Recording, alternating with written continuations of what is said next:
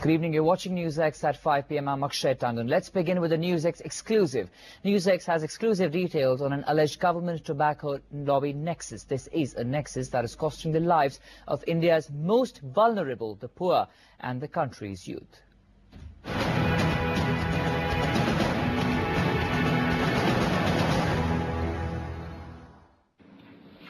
Now, what you see on your screens are health warnings that the tobacco industry doesn't want you to see.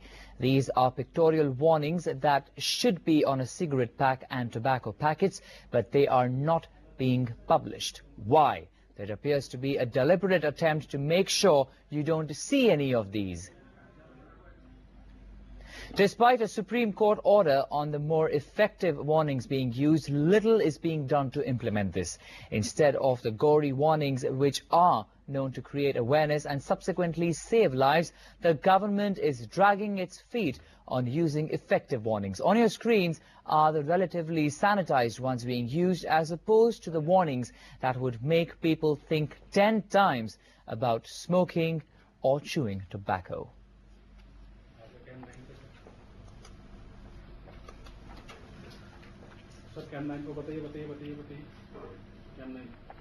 To understand this issue better, I have with me our correspondent who has brought this exclusive details forward, Sneha Murdani. With Sneha, we have with us Ruchika Niyog, Coordinator, Voluntary Health Association of India, and will be shortly joined by a patient, Devendra Singh, who is reeling under the side effects of smoking. Let's go across to Sneha now, who says why, Sneha, if you can give us details, why aren't the effective health warnings being used? That's what, Alice, the big question there. Delay tactics on the part of the government. In fact, there seems to be a nexus between the tobacco lobby and the industry as far as this is concerned. Let's look at the delaying tactics one by one by the industry. Well, it is a letter sent by the ITC in 2010. It is India's largest cigarette manufacturer.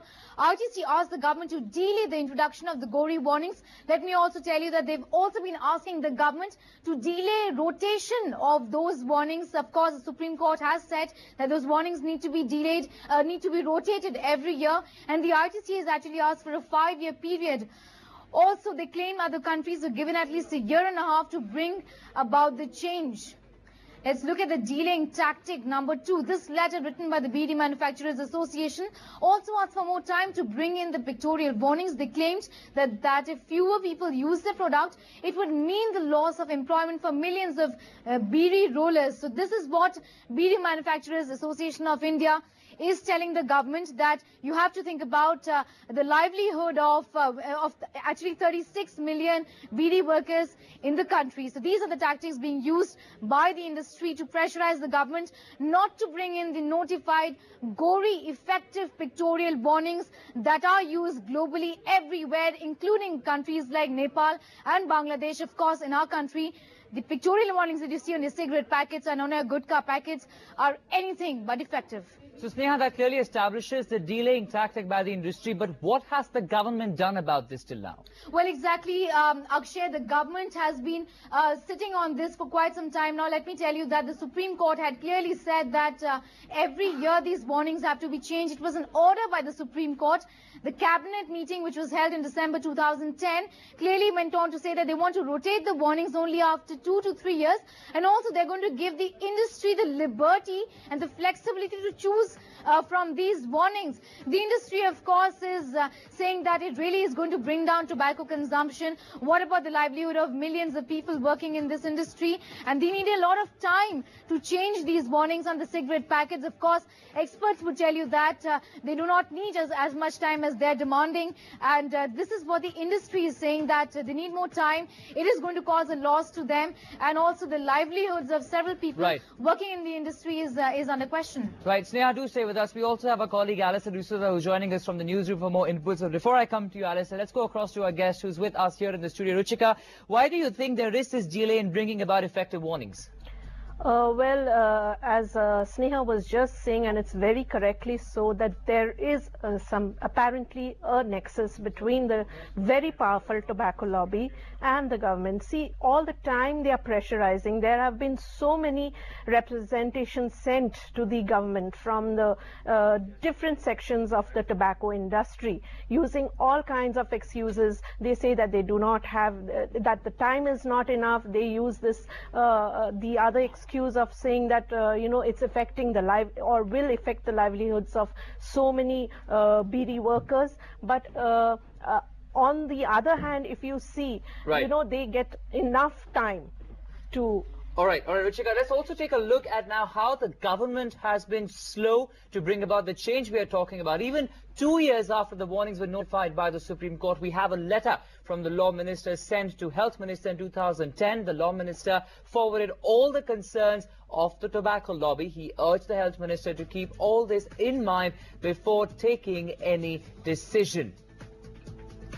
In fact, let's take a look at those delays. Again, in March 2009, the Supreme Court gave its ruling on new pictorial warnings. In June 2010, ITC asked for more time for implementation.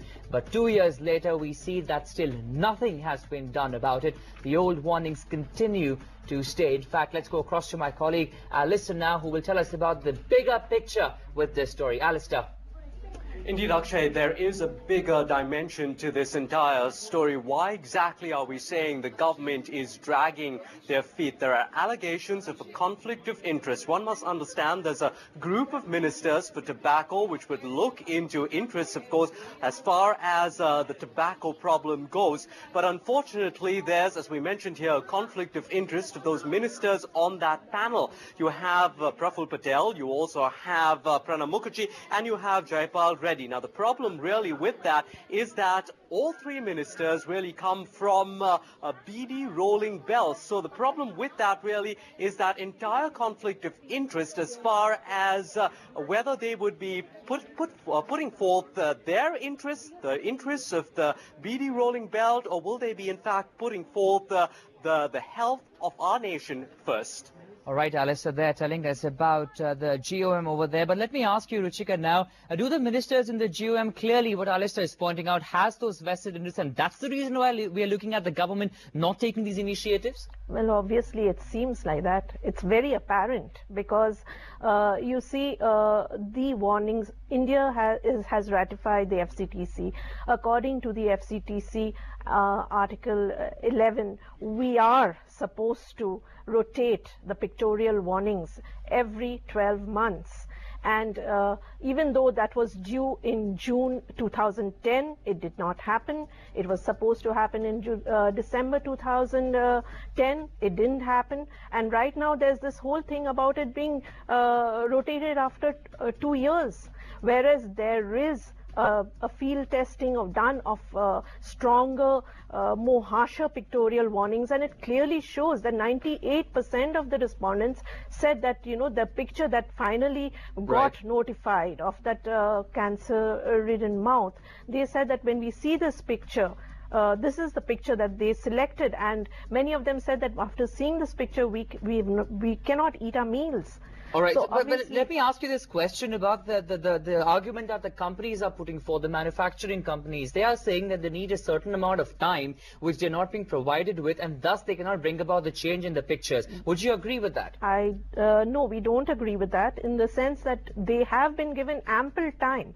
Because see, when in June, when it was supposed to come, they had time then. Now it was delayed again till December. They had 6 months time. When we did a recce of the shops, when in December 2010, when the new stronger pack warnings were supposed to be there on the tobacco packs and did not they were not there, we did a recce of the shops, and when ITC was saying that they had stopped production and they are under pressure and there's not enough stock. But when we did a recce of the shops, we saw that, and the shopkeepers openly told us that they had enough stocks in hand. All right, so there we look at the irony of the situation. But let's also go across to Mr. Mehra, who is a patient suffering from oral cancer, who joins us at the moment. Mr. Mehra, share with us what you have gone through.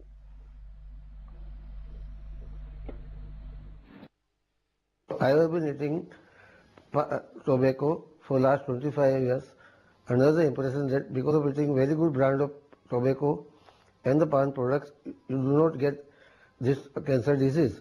But I was actually wrong. You may eat any brand of tobacco or pan product and you are bound to have this cancer. It is written on the wall. This is the most horrible experience one can have in the life. Because of this, you suffer mentally, physically and socially also. Right, we also have with us Mr. Devendra Singh, who is joining us in the studio, who is reeling under the after effects of smoking. Mr. Singh, why don't you tell us your story? What have you been through where smoking is concerned? No, the story is before you people. I'm sitting in the front of all citizens of this country, and everybody is viewing me. In my neck, I have got no vocal cord. My vocal cord has been removed. And whatever I am speaking through device. Now, one thing I want to request the government of India, when we have got such a strong government, the member of parliament, why the people are delaying to ban the tobacco in the country? All right. Right, that's the appeal that you're sending out to the government. There we heard Mr. Singh, who has a vocal device in his vocal cords over here. He doesn't have vocal cords, but in a throat there is a vocal device. And this is the aftermath of smoking. He's appealing to the government. He's appealing to the people that effective changes should be brought in so that there are not many more patients like him in the future. But coming back to you now, Ruchika, if you can tell us, one argument that the government would also think about is that if they do come up with the new pictorial signs, what's going to happen is studies say that tobacco, the tobacco consumption is going to go down. Then that talks about the people who make beedies. That means people who are employed in rolling those beedies every day. Their jobs are going to be lost. So do you think that argument is really valid? Essentially, that is not correct, in the sense that the government can come up with a lot of alternative livelihood options for the beedi workers. Even now, the beedi workers, especially the women and the children that are employed in the beedi rolling process, their lives also, they are going through tremendous health hazards. So it is not as if, you know, this is just a livelihood that will be snatched away from them. What about the children? The children who are engaged in beedi rolling, they are losing out on valuable years of their life, the playtime, their education, nothing, because they are sitting at home rolling beedis. And not only that, their health is getting affected. So, and also we look into the fact that, you know, a lot of this beedi rolling is done in homes. Right. So they're, you know, they're home-based industry, so they're not even getting their valid kind of livelihood payments. They're not getting any kinds of social services that they would normally have got if they were under, if they were in an organized sector of work. So it's not as if, you know, and this is just not about beedi rollers. It's about all the people who are, Ruchika, if I could just request you to give us your closing comments on really what should be done. We are feeling, you know, there are a lot of people, and we made lots of representations. It's not only the civil society, it's not only public health activists, it's also concerned citizens. We have seen oral cancer patients who have suffered tremendously. And we want that the stronger pack warnings should be there. Because that is a way in which, you know. So the only way forward really is the government should listen in, and the pictorial, the actual graphic pictorial warnings should come out so that there is realization amongst the people on what they could be heading to if they continue smoking. Also, you know, we have a very effective law. We need to see that it's implemented and it is complied with, and there are lesser and lesser violations. With that, we'll have to wrap up the discussion. We're falling short of time, but thanks very much, Nuchika, Mr. Singh, Alistair D'Souza and Sneha Mardani for bringing the story forward and for all your inputs on this story.